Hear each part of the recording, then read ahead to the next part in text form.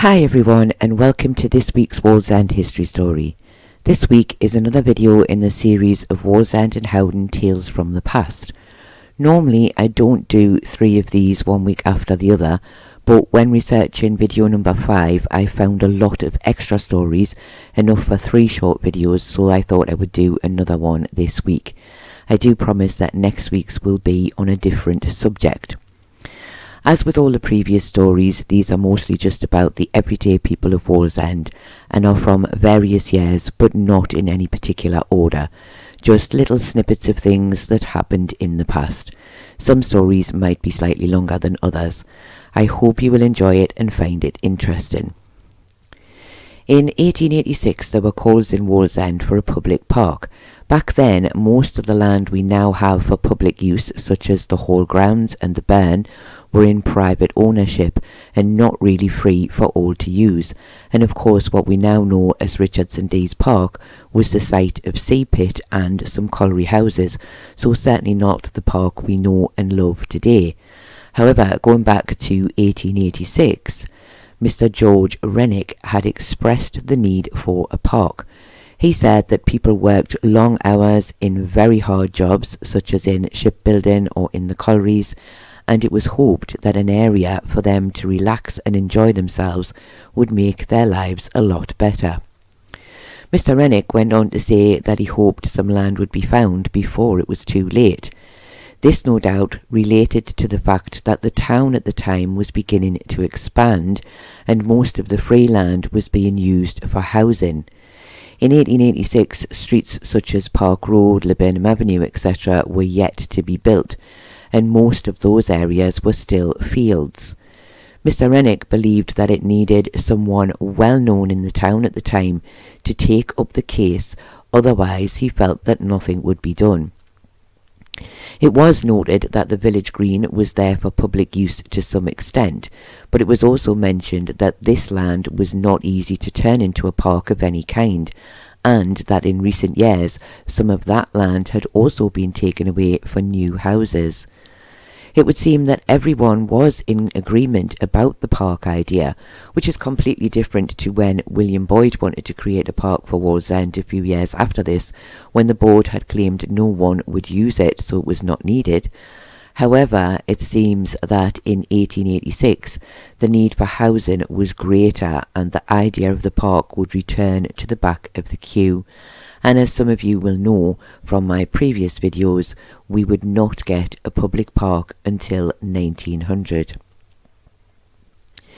In 1874, a new road was being built between Wallsend and Walker. It was said that it would pass by Carville House.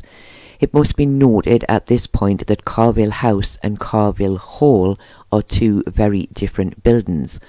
Carville House stood on the land where Simpson's Hotel would later be built, and it was lived in by many people over the 120 years that it was in existence, with one of the last known owners being Dr. Wilson of Wallsend. So the road in question can only have been Buddle Street.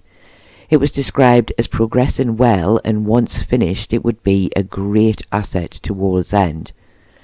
It was, without any doubt in my mind, named after John Buddle. At the same time, Wallsend was also getting some new footpaths. Unfortunately, the article does not state where these new footpaths were, but it doesn't suggest that they were in the area of the new Buddle Street. But they are apparently simple cemented paths, not the paving stone kind we see today. And they were being built by a Mr. Gowans and said to be finished in a very business-like manner. I suspect those who lived in Wallsend at the time would have been very impressed, as no doubt they had been used to using nothing but dirt roads prior to this. In 1887, a strange little article appeared in the newspapers discussing the theft of some shopping from outside of a shop on Wallsend High Street. It seems that Sarah McLaughlin had been out shopping and needed to call in to another shop. However, the parcels she was already carrying were perhaps too bulky to take inside, so she stood them down outside of the shop, and on leaving the shop a little later, the items had vanished. It seems the culprit was quickly found. Sarah had seen him at the shop door as she'd gone inside, and Mr. Manley, who had been standing outside on the high street, had seen the man pick up the parcel of groceries and run off with them. Sarah and P.C. Hewitt went off to the home of the man, who we will simply call Edward, and there they found the parcel of food and other items belonging to Sarah. Edward said he had been drunk at the time and didn't know what he was doing. He did, however, plead guilty, and he was sent to prison for 1 month. It does seem to me to be quite a high punishment for the crime Edward committed, but the value of the items stolen is not mentioned, so it may have simply been that he was unable to pay the fine imposed, so prison was the only option. In 1866, an even stranger case of theft was reported. A lady who we will simply call Margaret, who was 17 years old and lived in Howden, was accused of stealing some lady's underwear, an apron and a handkerchief from her neighbour, Mrs. Foster. Now in those days people didn't always have washing lines, and often clothes would be laid out on the top of hedges close to your home, and there was no real order of what hedge each house used. You would just place your clothes wherever there was a space. And Mrs. Foster had done this with her washing, and on going to collect it, she found the said items missing. She clearly had an idea who had taken them, as she went straight to Margaret's home. She asked Margaret if she had taken any clothes off the hedge, and she said no, she hadn't.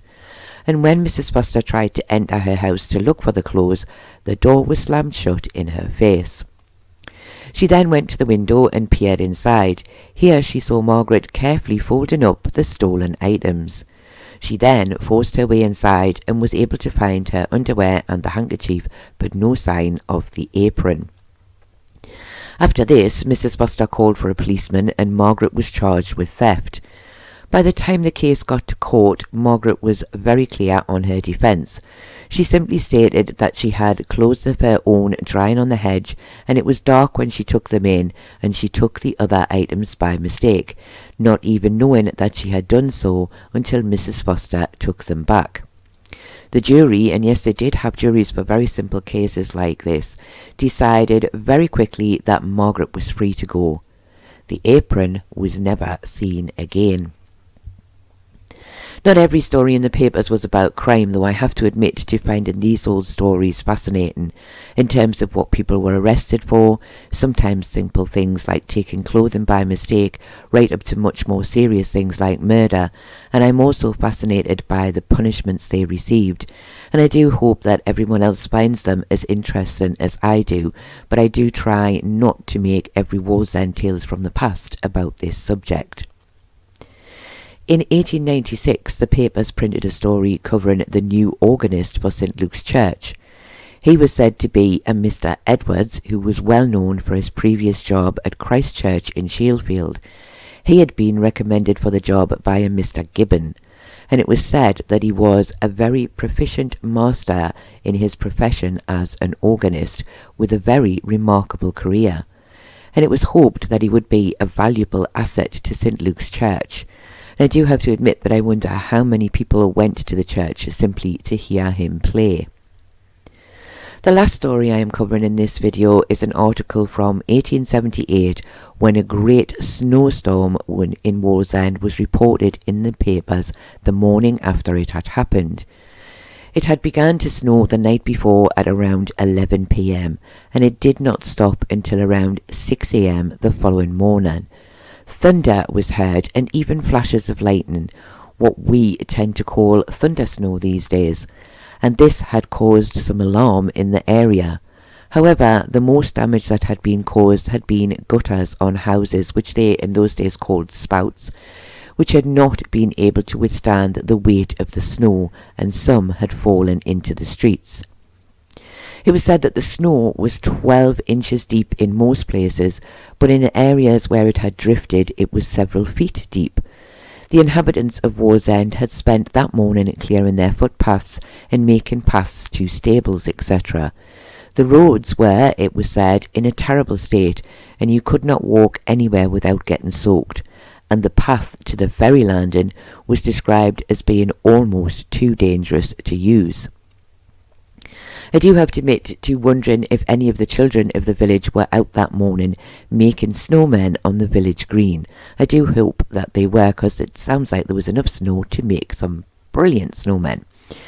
And I can't help but think that it must have actually been quite a pretty sight to see, as the town of Wallsend was, in 1878, still more of a country village than a true town.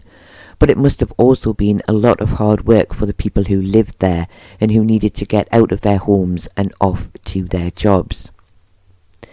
I do hope that you have enjoyed this short little video and have found these stories about Wallsend in the past interesting. I do thank you all very much for watching, and I do hope to see you all again very soon.